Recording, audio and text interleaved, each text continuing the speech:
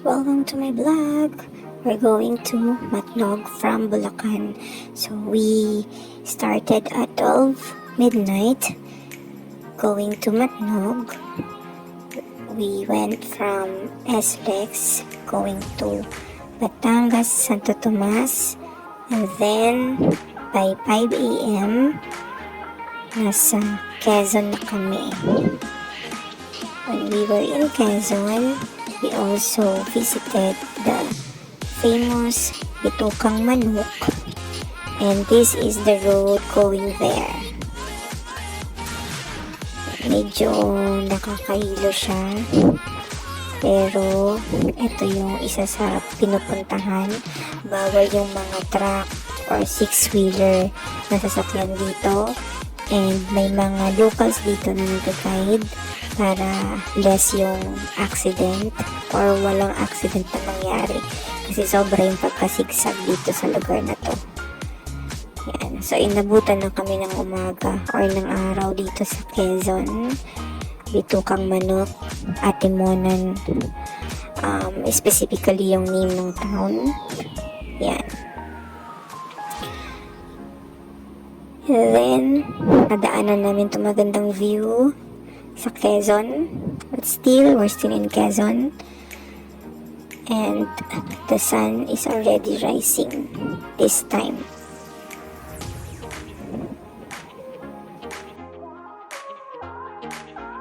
Siguro mga around 10 a.m. napunta na kami dito sa gateway ng Bicolandia. Pero ano pa lang to, entry pa lang to punta sa Bicol Province. May mga area pa rin dito na habang binabagtas namin, nadadaanan pa rin namin yung Quezon and part of the Capanina Sur. Of course, yung daan medyo matagtag, pero yung view naman sobrang ganda. Kaya medyo worth it naman yung mahabang biyahe.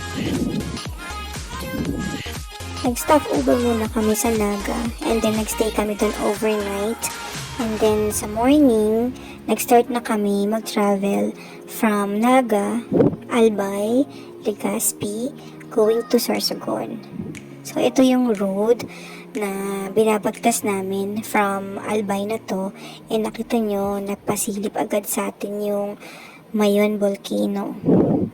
And yung daan ng Albay going to Sorsogon ay sobrang ganda just because yung Mayon lagi siyang kasama doon sa view na makikita mo sa daan. And hindi siya ma-justify ng video or any picture, pero in person sobrang ganda ng Bulkang Mayon. Perfect cone talaga siya. And luckily nagpakita sa amin ng buo si Bulkang Mayon. Itong mga daan na to, ito na yung mga daan papunta sa Sorsogon City or sa Sorsogon Province. Ito yung map ng Sorsogon, and pupunta tayo sa Matnog. Ito yung mga diversion road, ginawa to para mas mapabilis yung travel natin going to the different places ng Sorsogon. And even sa Albay or sa Legazpi, may mga diversion road din silang ginawa para mas maayos nila yung traffic system nila.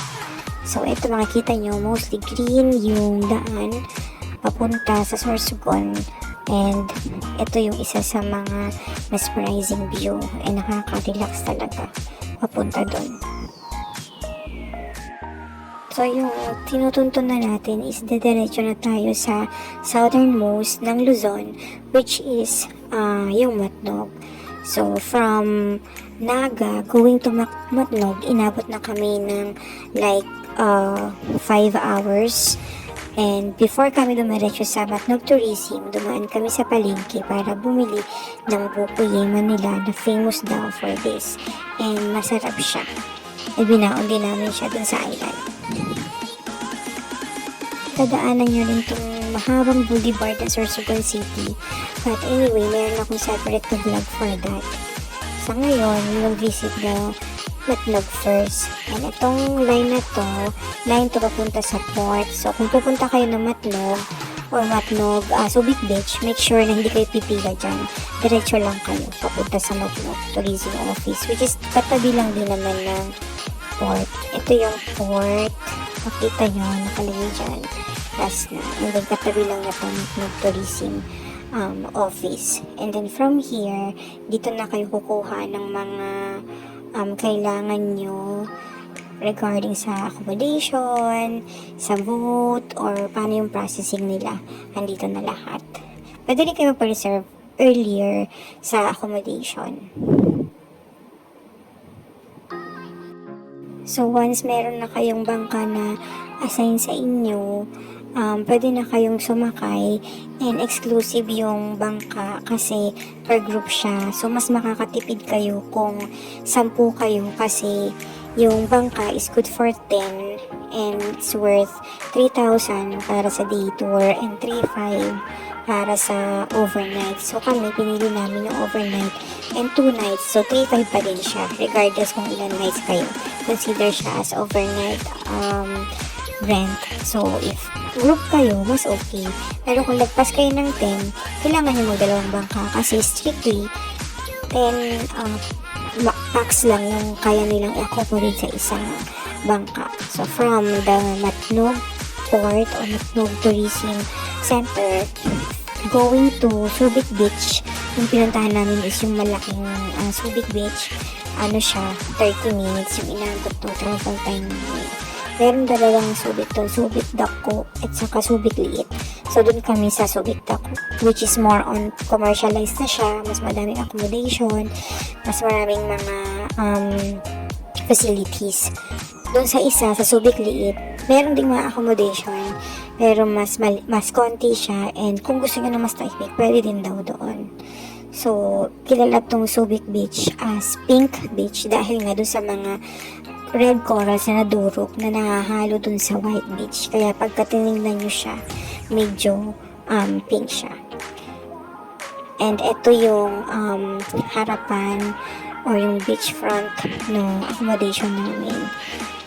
So, andito yung white sand na may pagka-pink kapag tinignan nyo na ng closely. So, yung mga room rates dito, nagpa-vary din siya kung couple lang kayo, barkada, may mga aircon room sila, meron lang din silang mga cottages for day tour. So, kung titingnan nyo, ito yung ganito kapino yung buhangin niya. May mga corals lang siya na iba sa mga parts, pero ganyan siya kapino. And yung sand niya, pag tinitigan nyo, may mga red siya. Yun yung nagkakos ng pagka-pink nung buhangin nung shore. Yan. Hindi siya ma-justify ng picture or video eh. Pero yun. So, medyo may community din siya. Ito yung sa loob or sa bandang likod ng beachfront. And ito yung paligid nung harapan ng beachfront. Maganda siya, tapos hindi siya masyadong crowded compare sa iba. Raw pa yung ambience niya or yung environment niya. Sobrang linaw ng tubig, malinis, malamig yung tubig, nakaka-relax, and most importantly, maganda yung place, and wala pang masyadong mga turista. Kaya mas mag-enjoy kung gusto mo ng relaxing recharge vacation.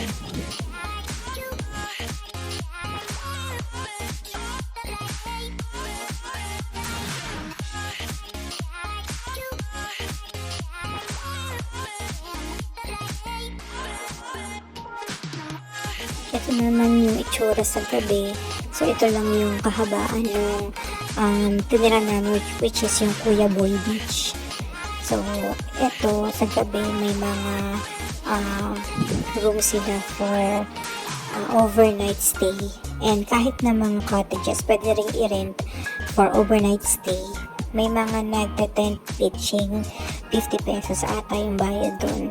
Tapos, yung overnight ata ng cottage nila is worth 900. May mga sari-sari store, may mga bilihan din naman ng mga food dito. Pwede rin kayo magpaluto kung gusto nyo, or nakikater sila kung ayaw nyo magdala ng food nyo.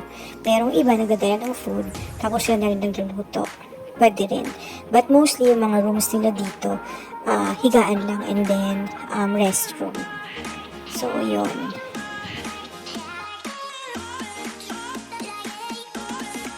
So, yung mga activity na pwede kong gawin dito sa Subic Beach ay, of course, mag-swimming. So, may mga swimming area naman siya. Pero yung swimming area niya, yun din yung area kung saan dumadaong mga bangka.